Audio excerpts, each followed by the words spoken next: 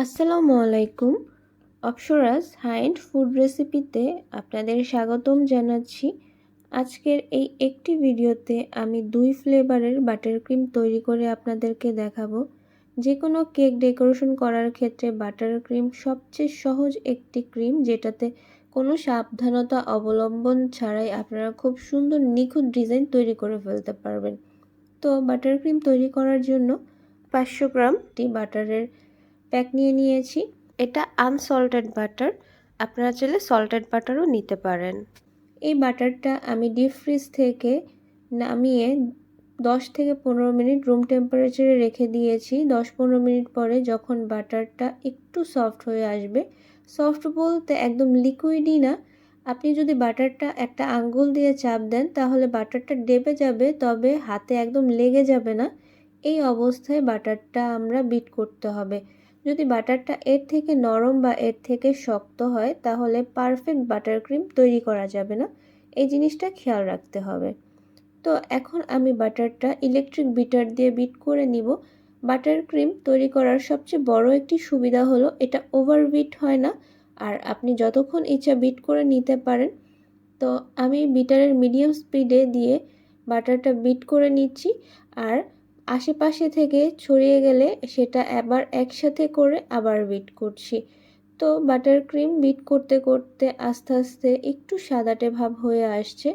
তো বাটার ক্রিমে আপনারা সবসময় চেষ্টা করবেন চিনি বা আইসিং সুগার বাদ দিয়ে কনডেন্স মিল্ক দিয়ে বাটার ক্রিম তৈরি করতে, কারণ আইসিং সুগার দিয়ে বাটার ক্রিম তৈরি করলে একদম প্রফেশনাল পারফেক্ট বাটার ক্রিম তৈরি করা যায় না। আর আইসিং সুগার আর কনডেন্স মিল্ক দিয়ে বাটার ক্রিমটা একদম আকাশ পাতাল পার্থক্য হবে, এটা আপনারা নিজেরাও বুঝতে পারবেন। তো আমি আপনাদেরকে সবসময় সাজেস্ট এটাই করব, যদি আপনারা বাটার ক্রিম তৈরি করেন অবশ্যই কনডেন্স মিল্ক দিয়েই তৈরি করার চেষ্টা করবেন। এতে কেকের টেস্ট প্লাস ক্রিমের টেস্ট অনেক ভালো হবে। তো এখন বিট করতে করতে বাটারটা যখন অনেকটা মসৃণ হয়ে এসেছে, তো এর মধ্যে আমি কনডেন্স মিল্কের একটা পুরো বক্সের অর্ধেকের বেশিটা দিয়ে দিচ্ছি, আর আবার বিট করে নিচ্ছি। বাটার ক্রিম মোটামুটি স্টিফ হয়ে আসতে 10 মিনিটের মতো সময় লাগে। হুইপিং ক্রিমের থেকে বাটার ক্রিম রেডি করতে একটু সময় লাগলেও কেক ডেকোরেশন করার ক্ষেত্রে খুবই অল্প সময়ে আপনারা ডেকোরেশন করে ফেলতে পারবেন। আর হুইপিং ক্রিমের চাইতে বাটার ক্রিমের কেক অনেক বেশি টেস্টি হয়, আর এটা প্রাইসেও বেশি হয়। ক্রিমটা বিট হয়ে আসলে অনেকটা সাদাটে ভাব যখন হয়ে আসবে, এখানে আমি একটু ভ্যানিলা এসেন্স দিয়ে আবার বিট করে নিব। আমাদের বাটার ক্রিমটা প্রায় রেডি হয়ে গেছে। এর কালারটা দেখলেই বোঝা যায় যে ক্রিমটা প্রায় রেডি হয়ে গেছে। আর ক্রিমের মধ্যে যে একটা ভাঁজ ভাঁজ পড়ছে, এই ভাঁজ দেখলেই বোঝা যায় যে ক্রিমটা একদম পারফেক্টলি রেডি হয়ে গেছে। তো এখন আমি সমস্ত ক্রিমটা একসাথে এনে জড়ো করে নিচ্ছি। আপনারা ক্রিমের কালার, স্মুথনেস আর এটার ভাঁজটা দেখলেই বুঝতে পারবেন যে ক্রিমটা রেডি। তো আমি এই ক্রিমটা দিয়ে 2টা ফ্লেভারের ক্রিম তৈরি করব। তো এখান থেকে আমি অর্ধেকটা ক্রিম আলাদা করে নিব।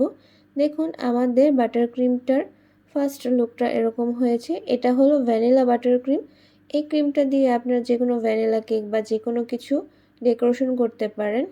এখন আমি অর্ধেকটা ক্রিম অন্য একটা বাটিতে সরিয়ে নিচ্ছি, কারণ আজকে আমি 2টা কেক তৈরি করব। আর 250 গ্রাম বাটার ক্রিম দিয়ে আপনারা 2টা কেক অনায়াসে ডেকোরেশন করে নিতে পারেন, কারণ বাটার ক্রিম দিয়ে কেক ডেকোরেশন করা যতটা ইজি, আর ক্রিমটাও খুব কম পরিমাণে লাগে, খুব সহজেই খুব সুন্দর সুন্দর ডিজাইন তৈরি করা যায়। তো যেই ক্রিমটা আমি চকলেট ক্রিম তৈরি করব, সেখানে আমি 1 টেবিল চামচ কোকো পাউডার, 1 টেবিল চামচ পরিমাণ কনডেন্স মিল্ক আর হাফ চা চামচ চকলেট ইমালশন দিয়ে নিচ্ছি। এখানে কনডেন্স মিল্ক দেওয়ার কারণ হলো কোকো পাউডার দেওয়ার পরে অনেক সময় ক্রিমটা হালকা একটু তেতো ভাব আসে, আর এটার সুইটনেসটা কমে যায়। সেজন্যই আমি আর একটু কনডেন্স মিল্ক দিয়ে নিয়েছি, যাতে এটার মিষ্টতা খুব সুন্দর থাকে। বাটার ক্রিমটা তৈরি হয়ে গেছে। এখন এই ক্রিমটা দিয়ে আমি কিছু ফুল তৈরি করে দেখাবো আপনাদের, যে ক্রিমটা কতটা সুন্দর আর পারফেক্টলি হয়েছে। দেখুন ফুলগুলো কতটা সুন্দর আর কতটা শার্প হয়েছে। তো আমার ভিডিওগুলো আপনাদের যদি ভালো লেগে থাকে আমার চ্যানেলটি সাবস্ক্রাইব করবেন, লাইক কমেন্ট শেয়ার দিয়ে আমার চ্যানেলের পাশেই থাকবেন। আজকের জন্য ভিডিওটি এতটুকুই। সবাই খুব ভালো থাকবেন। আল্লাহ হাফেজ সবাইকে।